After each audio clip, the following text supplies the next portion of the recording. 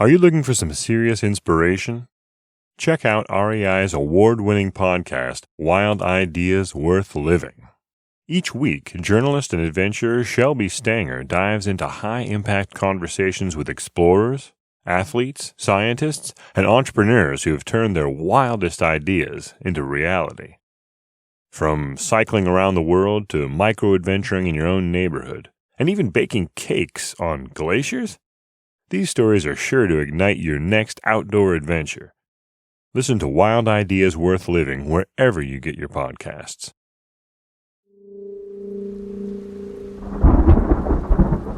REI Co-op Studios.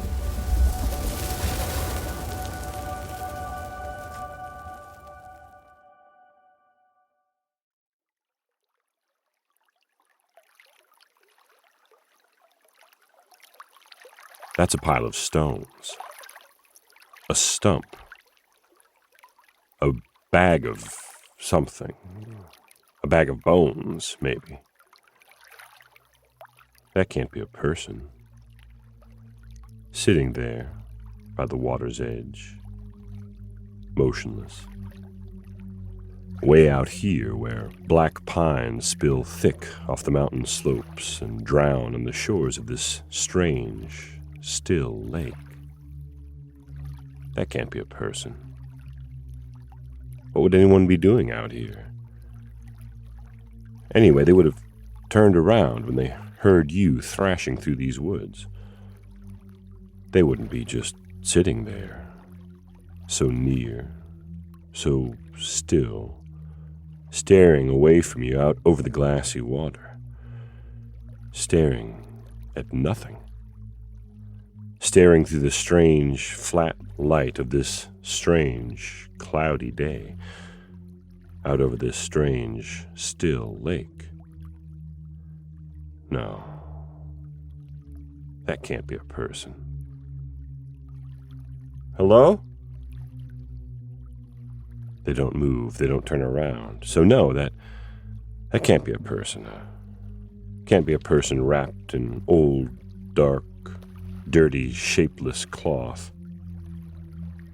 The closer you get, though, the less it looks like anything else. A stone shifts under your foot, loud in the stillness. But the figure doesn't turn to face you, doesn't move at all. And your throat begins to feel tight. Why? The mountains grumble with thunder, and the clouds above can't make up their mind, but you taste the coming storm. The air expects it. The first breath of wind riffles the surface of the lake, and... Or is that wind? Or are those ripples made by something in the water? Something just under the water, coming this way, coming right toward the seated figure. A voice, high-pitched, crying or laughing, you can't tell which, sounds over your shoulder, close enough that when you turn to look, you know you should be able to see someone there. You should see something. Not just the wrinkled silver trunks of the pine trees, crowding in, shouldering closer, hiding the cry behind them. The tops of those pines are whispering together, though you don't feel any breeze at all.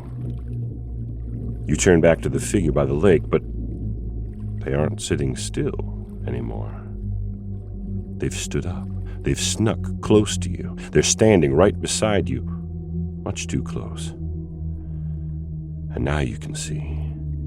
The last thing you see is what should be their face. But that can't be. That can't be a person. That must be the Camp Monsters podcast.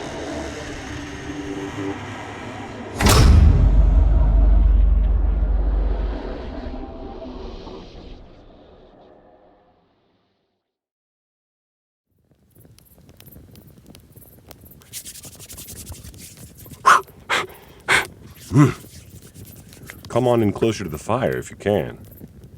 We had a nice sunny day today here on Moon Lake in Utah, but now night has crept down out of those Uinta Mountains over there.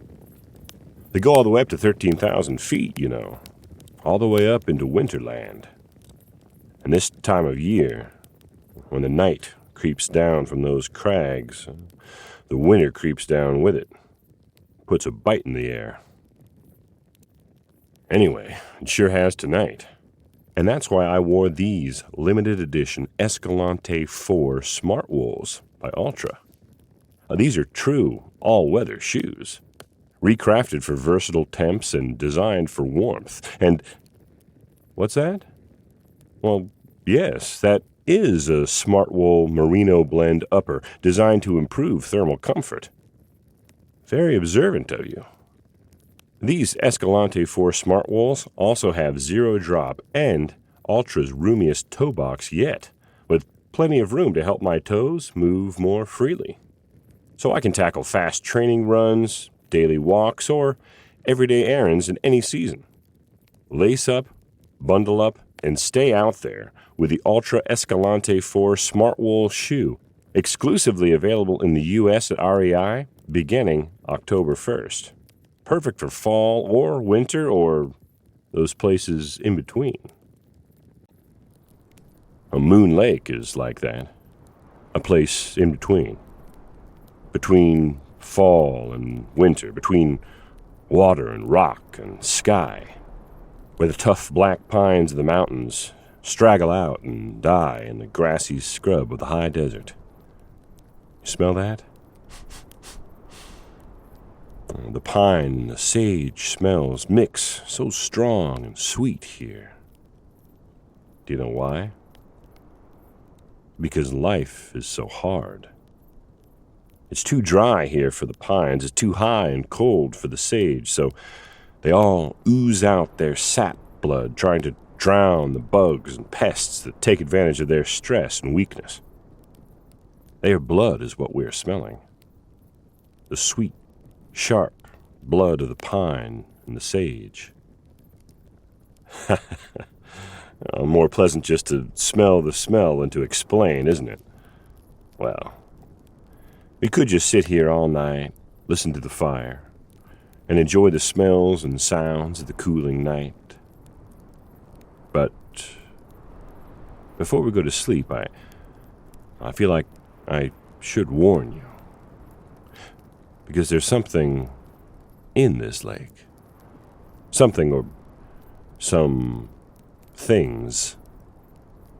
People call them the Moon Lake Monsters, or the Moonies, or the Moon Lake Mermaids. What they really are, well, no one knows for sure. Well, I'll tell you what I've heard. There was an old woman who lived by this lake. Long ago, when the lake was smaller and life beside it was even harder. This was no place back then for anyone to live alone. You know, those mountains up there. Today they're part of what's called the Uinta Wasatch Cache National Forest. And if hearing the names Uinta Wasatch Cache conjures up a mysterious feeling of loneliness somewhere between your belly and your spine, then you have good instincts. Those are vast, rugged mountains up there, and the people and the creatures who called them home back then lived hard, wild, short lives.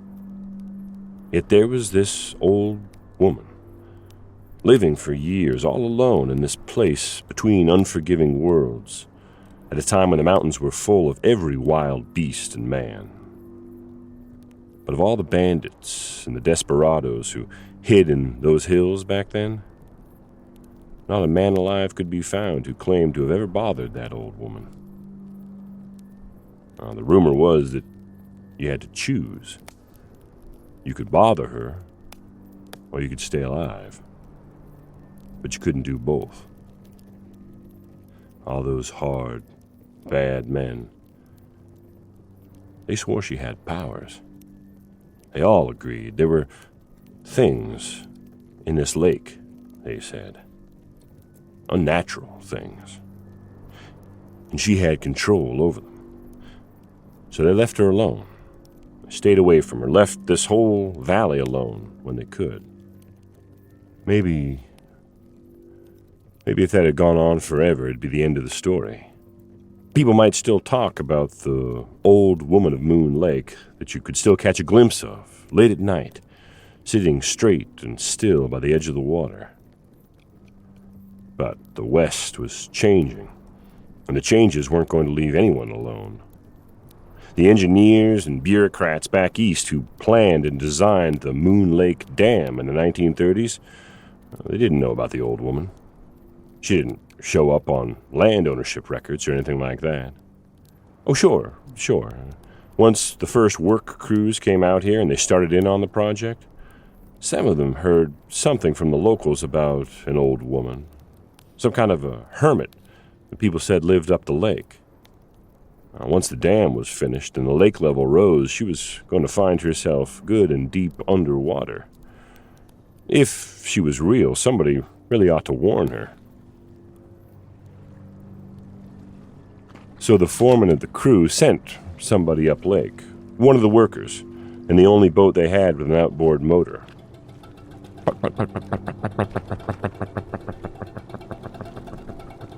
He went up the lake, and the rest of the crew worked and waited, and after a few hours, "That old engine quit on him, I knew it would," the boss said, when the man of the boat didn't return. And since the afternoon shadows were already creeping down from the mountains, he ordered Oren and Dean to get into a rowboat and row up the lake, to find the man and the boat and tow them back before nightfall, if they could. But it was a long row.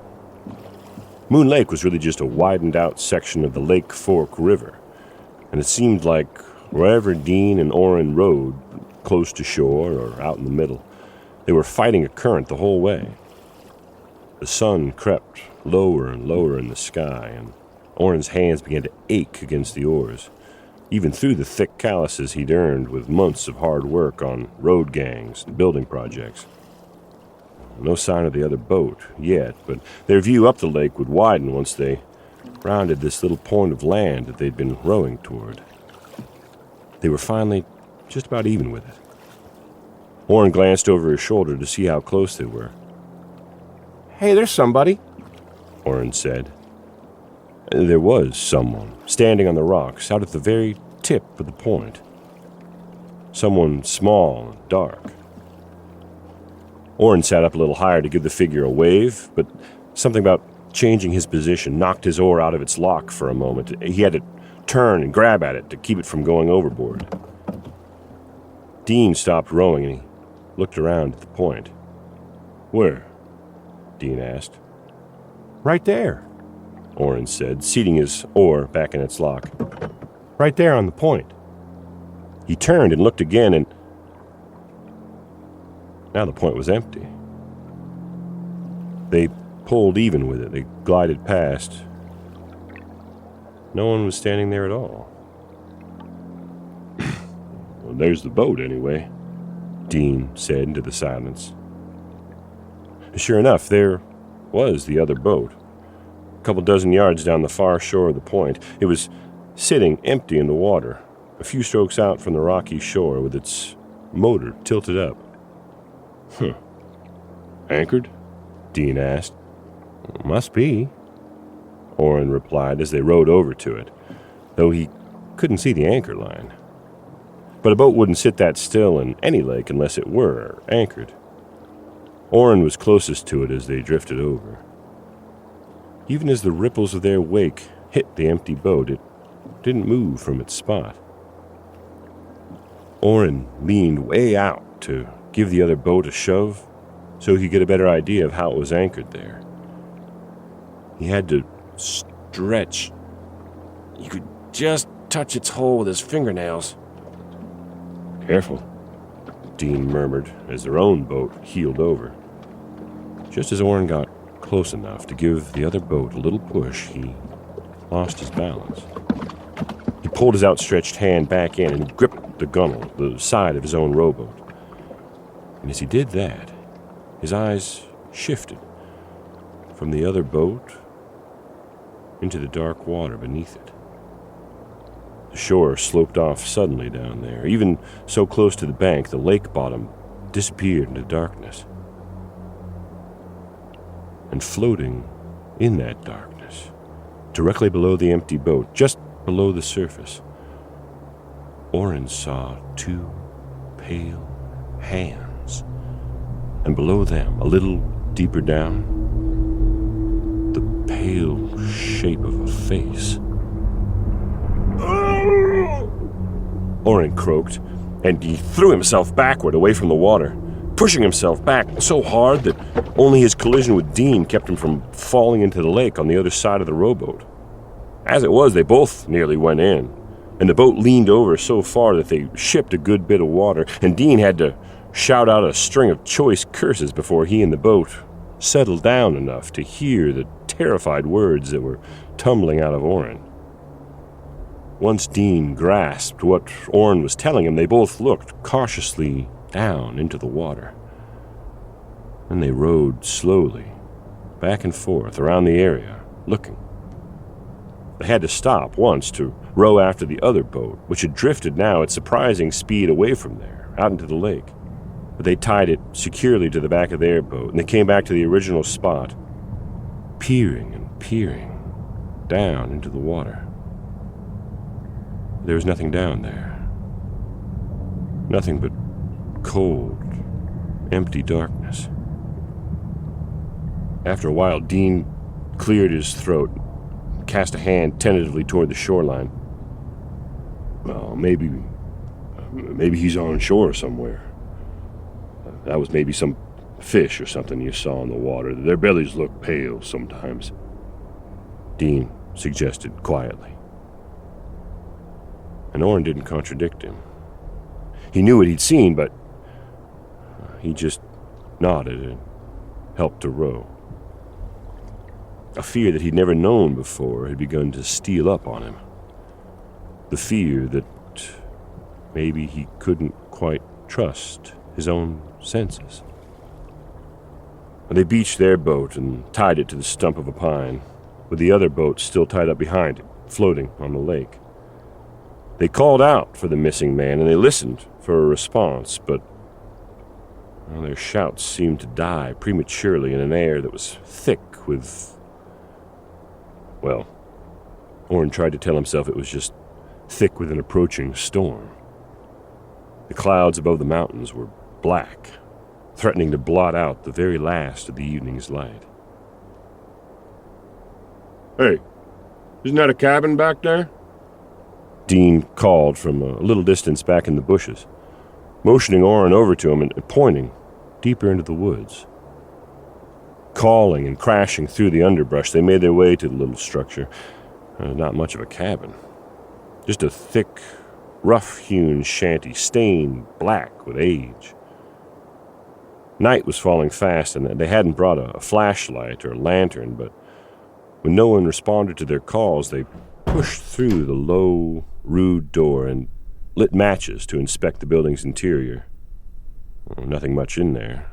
Just a pile of boughs that might have been slept on and a small stone hearth that had known fire at some time past.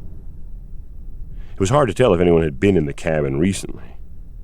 Oren thought so, and Dean thought no, and they argued about it a little bit. Not that it made much difference, anyway. The missing man wasn't there. Dean pulled a note from his pocket that the foreman had written about the impending dam project, explaining how the water level would rise. Oren stuck a twig through the note into a gap in the staves of the front door, pinning it there.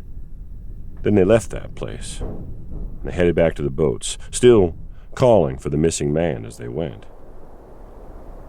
But something was following them. Quietly at first, but growing louder and bolder as it came. It brushed through the needles of the drooping pine boughs, slapped the broader leaves of the underbrush aside, coming faster and faster, harder and harder. They both heard it. And then it hit them. The rain and wind of the black cloud storm had finally decided to pelt down from the mountains. Under the storm clouds, it was full night. The sudden wind whipped the lake into small, fierce breakers. They'd have to wait out the squall at least, maybe even stay till morning. "Should we head back to the cabin?" Dean made himself heard over the noise of the storm. Oren looked up at those dark pine woods, the 1,000 boughs waving in the wet night wind. He thought of stumbling back through those trees, back to that strange little cabin. "No," Oren said. "Old roof must leak. Probably drier out here." That was a lie, and they both knew it. The roof on the cabin had been solid enough to block out the last light of day. It would certainly keep out rain. But Dean quickly mumbled his agreement. The truth was that neither of them wanted to go back to that cabin in the woods. It hadn't felt like a right place. Better to shiver here in the rain, or a little warmer, was Dean's idea to drag their boat up on the beach, then turn it over and shelter underneath. There wasn't much room, but it kept the rain off, and with the heavy blanket that they'd brought, it was almost cozy under there. With the rumbling thunder and the roar of the rain pounding on the hull of the boat just above him, Oren was sure he wouldn't sleep. But the long row, on top of the day's hard work, thought otherwise. He awoke to late night stillness. The storm was over. The thunder and the pounding rain were gone. Oren could hear the ripple of little lake waves on the rocky shore, occasional drip-traps of leftover rain off the trees, the murmur of night creatures. And then he heard the crying. Soft, whimpered tears, quiet but distinct, like from a small child trying to hide it. Such an unexpected sound that his mind fumbled through other explanations. Could an otter make a noise like that? Or a loon? Or could he just be hearing things? He couldn't help but remember the incidents earlier that day. The figure on the point that wasn't really there, the person or body or whatever it was he thought he'd seen under the water. Those memories stopped Oren from reaching over and waking Dean up. No, before he did that, maybe he ought to go and check things out for himself. So he rolled over to the edge of the overturned boat, and he was just about to crawl out from underneath when he heard the footsteps. Footsteps on the gravel by the shore. Footsteps coming from the same direction as the crying. Crunch, crunch, crunch. Slow, steady. Getting closer? Oren couldn't tell, but he shrank back under the boat. Then he reached over to where Dean was lying, and he... But there was no Dean. Dean wasn't there. The blanket on that side was warm, but empty. And those footsteps kept crunching, crunching. Then they stopped. The gentle crying continued. Back in the brush, a rabbit screamed, and Oren couldn't make himself draw a breath. And then he heard a voice. "It's all right. It's all right." It was Dean. That was Dean's voice. He was out there already, out there by where the crying was coming from. Oren scrambled back to the edge of the boat, and he looked out. And this is what he saw. He saw the full moon, shining as bright as he'd ever seen it.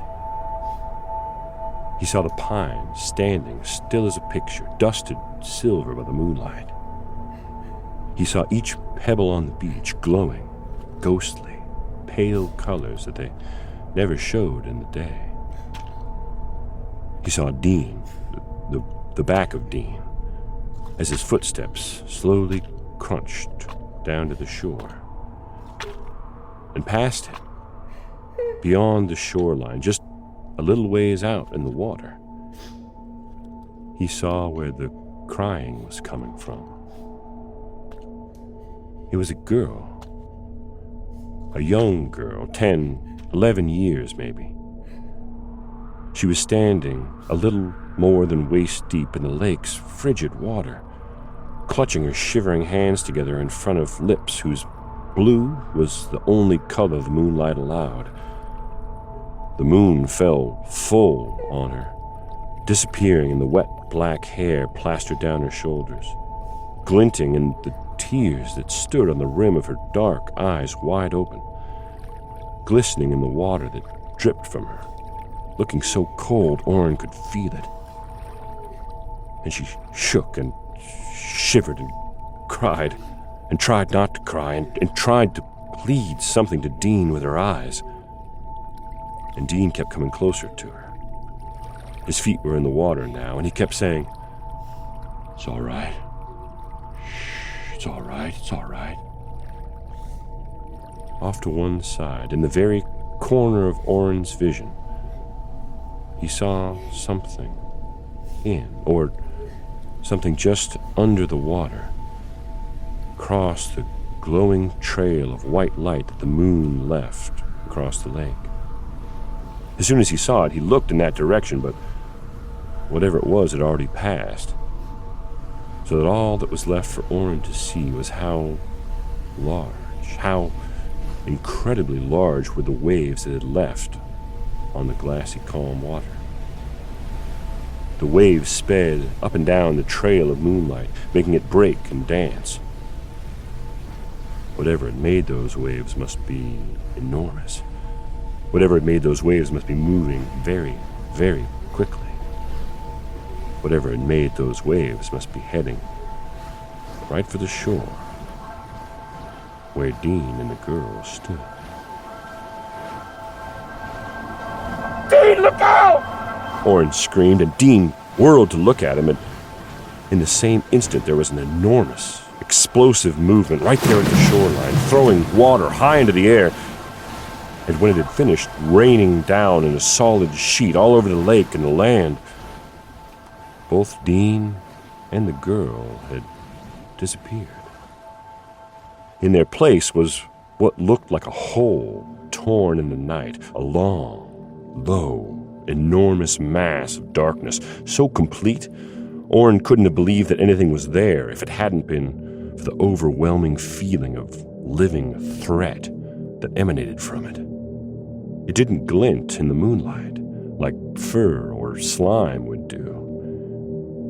It was just darkness, pure darkness. Except at one place near the front where Oren thought he saw a sharp, half-round reflection like the moon might make in the lens of a huge, wide, black eye. And then, as Oren watched, the huge black form began to slide, slowly, backward into the water, pulling rocks and stones tumbling along with it. It slid back and back and back until, with a slip of sound and a splash no bigger than a frog might make, it slid back into the water and was gone. But not the girl, though. Whether she'd been hidden behind the creature or had simply disappeared when it struck and reappeared now, suddenly she was there again. There, a little more than waist deep in the water, shivering and crying harder now, no longer able to hold back her tears. And in spite of what had just happened, in spite of what he'd just seen. The urge Oren felt to go down there and help her was overwhelming. He felt it like a physical need. He even began to slide out from under the boat, but then she looked at him. The same look he'd seen her give Dean. But this time he understood. "Don't," her look said.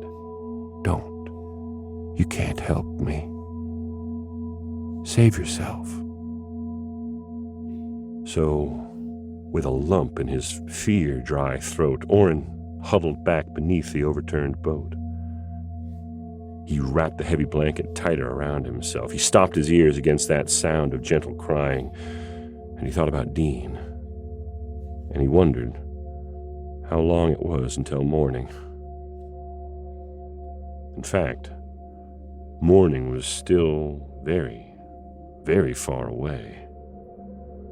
Oren realized that when, through his covered ears, he heard a curious sound.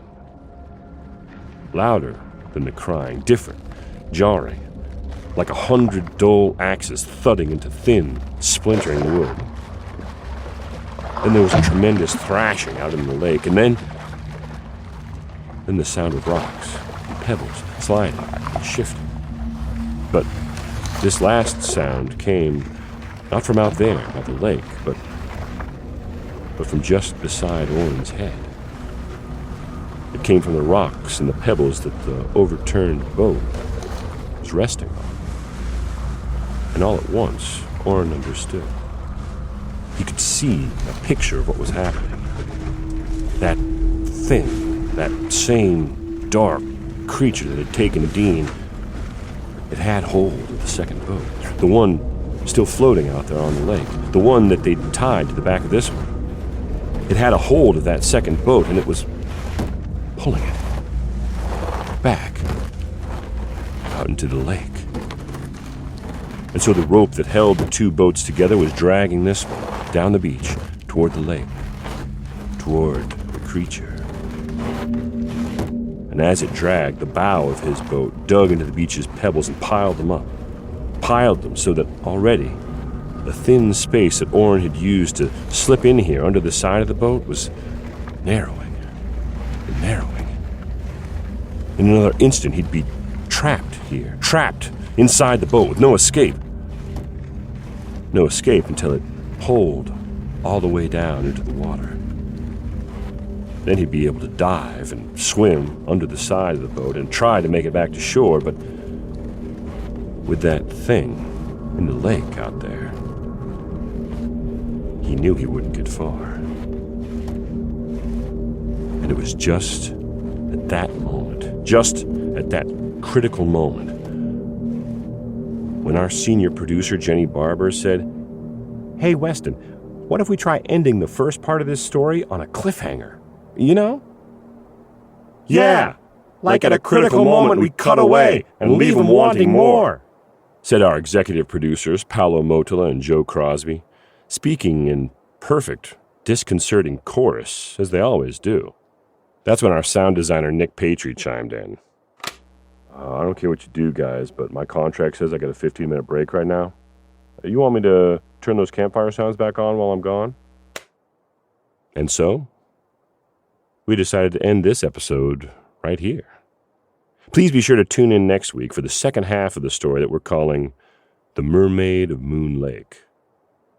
Until then, I'm afraid we're going to leave you in suspense. That's the good kind of suspense. And then there's the suspense of wondering whether your next pair of running shoes will be comfortable or not. Luckily, Altra has taken that kind of suspense out of the running shoe business by designing the most reliably comfortable shoes you'll ever wear. Altra's unique platform includes a foot-shaped toe box that allows your toes to relax and spread out, which enhances stability and encourages natural running form. Altra running shoes have a zero to low drop, ensuring your body stays in a more natural running position. Since the beginning, Altra's goal has been to create innovative and purposeful running and hiking shoes that help people run more naturally. Runners deserve a shoe that can help them run healthier, run further, run faster, and run for a lifetime. Be a part of the journey and grab yourself a pair of Ultra shoes at REI today. If you like these two-part episodes, please remember to leave a good review and say so. If you don't, come on, don't leave a review like that. Just send an email to podcast@rei.com and let us know. After all, a little suspense never hurt anybody. Before we go, we ought to remind you that the stories we tell here on Camp Monsters are just that, stories. Sure, some of them are inspired by strange reports filed from the Moon Lake Dam construction project back in 1935. But it's up to you to decide what could be real and what might have been just a reflection of some moonshine. Thanks for listening, and thank you for spreading the word about Camp Monsters. You're the reason we've spent 7 seasons on the air, and we thank you for it. See you next week, around the campfire. Oh, and good news. I know a lot of you have been asking for it, and we finally got some Camp Monsters merch. So be sure to click the link in the show notes and show your Camp Monsters pride. Thank you.